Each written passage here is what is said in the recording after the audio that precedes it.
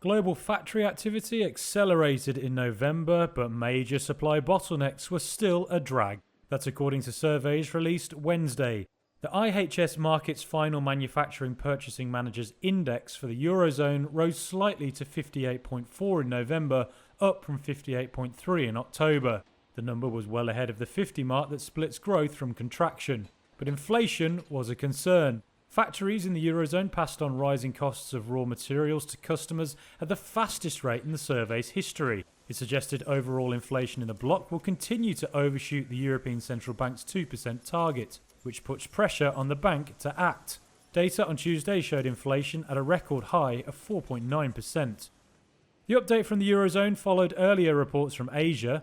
In China, the closely watched Caixin Market Purchasing Managers Index showed factory activity fell back into contraction in November.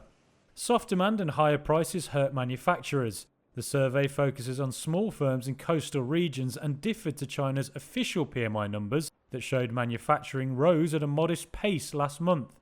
Beyond China, factory activity seemed to be in recovery in a number of countries including Japan, South Korea and India. But the November surveys likely did not reflect the recent spread of the new Omicron variant. That has caused some countries to impose new border controls and may add more pressure to supply chains disrupted by the health crisis.